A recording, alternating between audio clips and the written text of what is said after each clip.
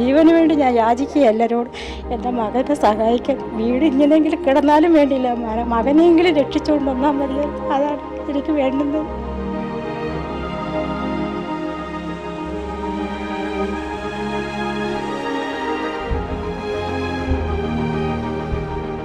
നിങ്ങളെ കൊണ്ടാവുന്ന രീതിയിൽ കുറച്ച് രൂപ കൊണ്ട് മാത്രം സഹായിക്കാവുന്ന ഒരു എമൗണ്ട് ആണ്. വലിയ എമൗണ്ട് ഒന്നുമല്ല, 4 ലക്ഷം രൂപയാണ്. നിങ്ങൾക്ക് ഈ വീടിൻ്റെ അവസ്ഥ തന്നെ കാണുമ്പോൾ മനസ്സിലാവും.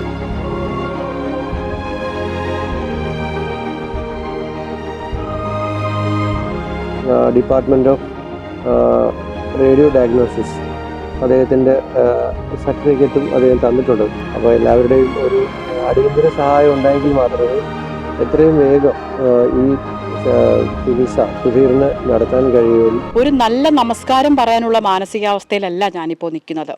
ഞാനുള്ളത് കൊല്ലം ജില്ലയിലെ നെടുമ്പന കളയ്ക്കലാണ്. ഈ കാണുന്നത് ഖദീജ എന്ന് പറയുന്ന ഒരു 54 വയസ്സുള്ള വിധവയായ സ്ത്രീയുടെ വീടാണ്. നിങ്ങൾ ഈ വീടിന്റെ അവസ്ഥ ഒന്ന് കണ്ടു നോക്ക്. 2003 ഈ വീട് നിർമ്മിച്ചത്. നാളിതുവരെയായിട്ടും ഇവിടുത്തെ പഞ്ചായത്ത് പ്രസിഡന്റ് ഉൾപ്പെടെയുള്ളവരോ അതായത് പഞ്ചായത്ത് പ്രസിഡന്റ് അടങ്ങുന്ന വാർഡാണ് നിലവിൽ. പക്ഷേ 2003 മുതൽ നാളിതുവരെ ഇവിടുത്തെ ജനപ്രതിനിധികളാവട്ടെ, ഇവിടുത്തെ ആരും തന്നെ ഈ പ്രദേശത്ത് തിരിഞ്ഞു നോക്കിയിട്ട് പോലുമില്ല. ഈ വീടിന്റെ അവസ്ഥ കാലാകാലങ്ങളായി ഇങ്ങനെ തന്നെയാണ്. ഇത് മാത്രമല്ല, ഞാനിപ്പോൾ എത്തിയിരിക്കുന്നത് ഈ വീട്ടിലെ സുധീർ എന്ന 30 വയസ്സുള്ള ഒരു ചെറുപ്പക്കാരനെ കാണാനാണ്.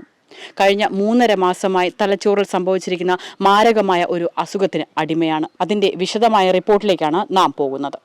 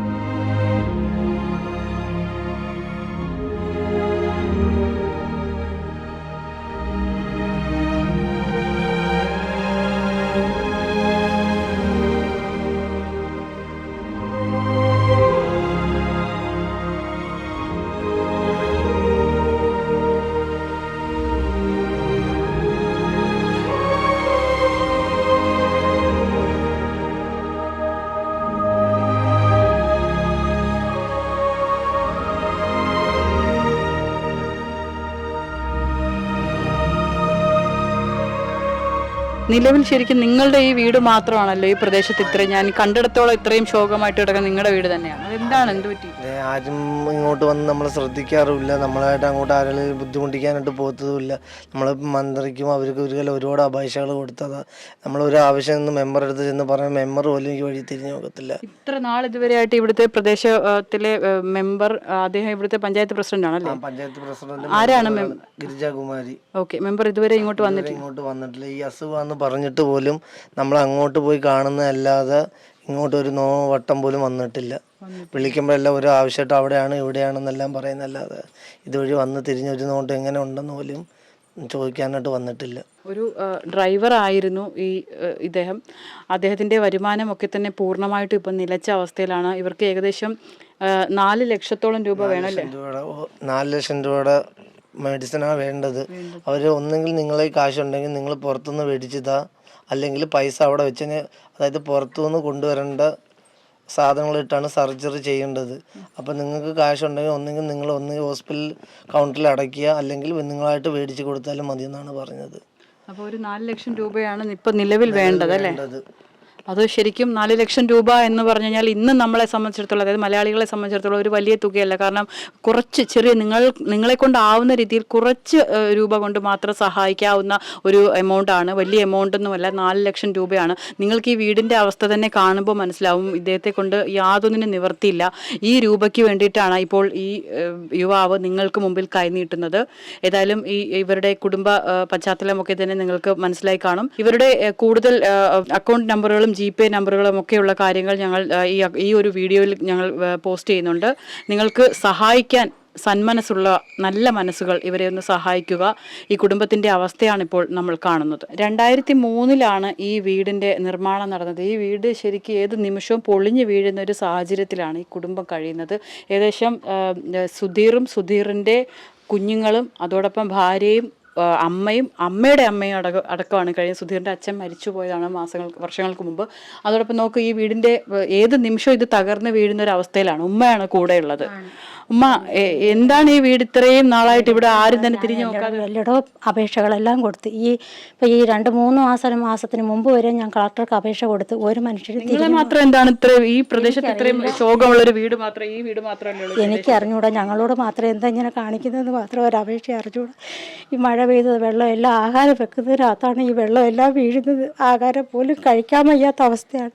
പിന്നെ കടം മേടിച്ചാണ് ഞാൻ ഇതെല്ലാം ഊട് വലിച്ചിട്ടത്. ഞാൻ ഇതിൻ്റെ മണ്ടയിൽ എങ്ങനെ കയറി ഊട് വലിച്ചെന്ന് അറിഞ്ഞില്ല. ഒരു നല്ലൊരു കഥവില്ല, എല്ലാം ഇടിച്ചു പൊളിഞ്ഞിരിക്കുക.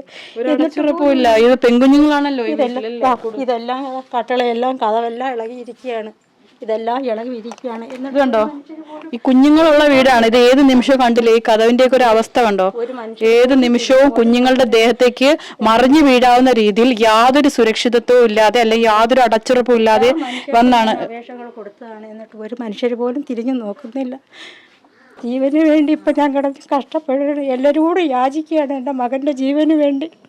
കാരണം ഇത്രയൊക്കെ ആ മകന് വേണ്ടിയാണ് ഞാൻ ജീവിച്ചത്. കാരണം കല്യാണം കഴിഞ്ഞ് 2 മാസം കഴിഞ്ഞപ്പോൾ ഭർത്താവ് മരണപ്പെട്ടത് അന്ന് തൊട്ട് ഇന്ന് വരെ എൻ്റെ മകന് വേണ്ടി ഞാൻ ജീവിച്ചു. ഒരു മകനേ ഉള്ളൂ. അവന് വേണ്ടി വേറെ വിവാഹം പോലും കഴിക്കാതെ ഞാൻ അവനെ വളർത്തി ഇത്രയും കഷ്ടപ്പെട്ടു. 10-30 വയസ്സുണ്ട്. എൻ്റെ മകന് വേണ്ടി ജീവന് വേണ്ടി ഞാൻ യാചിക്കുക എല്ലാവരോടും. എൻ്റെ മകനെ സഹായിക്കാൻ വീട് ഇങ്ങനെയെങ്കിലും കിടന്നാലും വേണ്ടിയില്ല, മകനെയെങ്കിലും രക്ഷിച്ചുകൊണ്ട് വന്നാൽ മതിയായിരുന്നു. അതാണ് എനിക്ക് വേണ്ടുന്നത്. വേറെ ആരുമില്ല.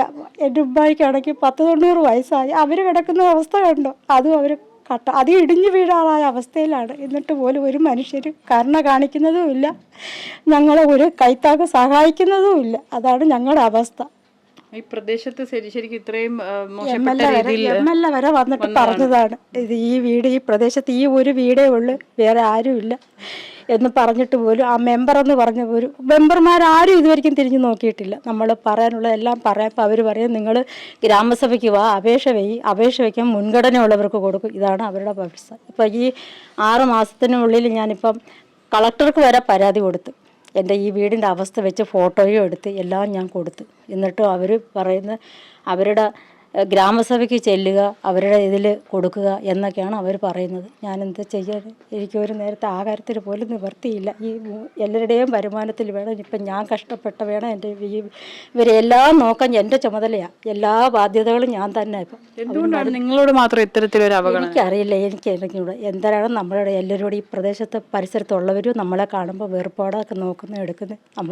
നമ്മൾ ഒരു മനുഷ്യനെടുത്ത് ആഹാരം കഴിച്ചില്ലെങ്കിൽ പട്ടിണി ഇരിക്കും.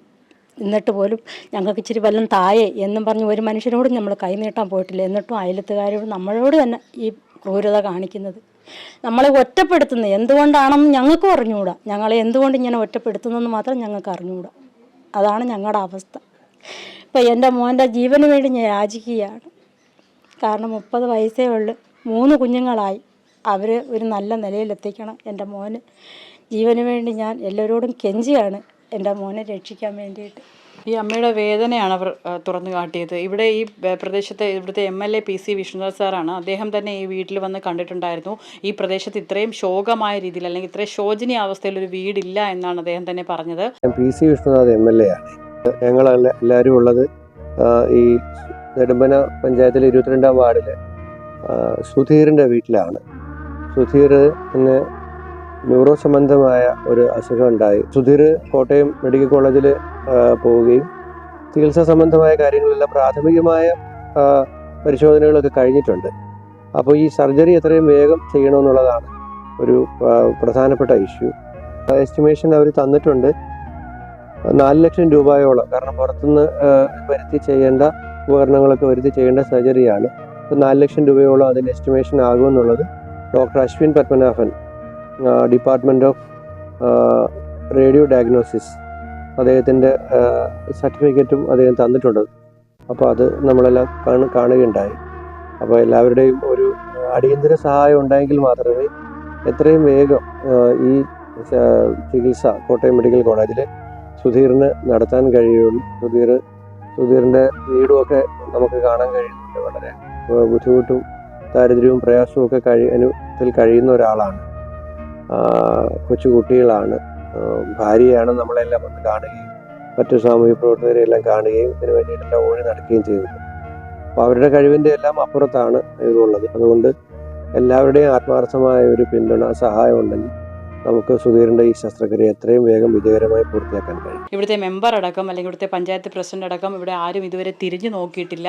ഏതായാലും ഈ ഒരു വാർത്ത ഞങ്ങൾ ജനങ്ങളിലേക്ക് എത്തിക്കുകയാണ്. സന്മനസ്സുള്ള സഹായഹസ്തം ചെയ്യാൻ ആഗ്രഹിക്കുന്നവർ ഈ കുടുംബത്തിനെ ഒന്ന് സഹായിക്കുക. ക്യാമറമാൻ അൻഷാദ് മാസ്മരിക്കൊപ്പം ബിൽവനിത്സൻ, വിസ്മയ ന്യൂസ്.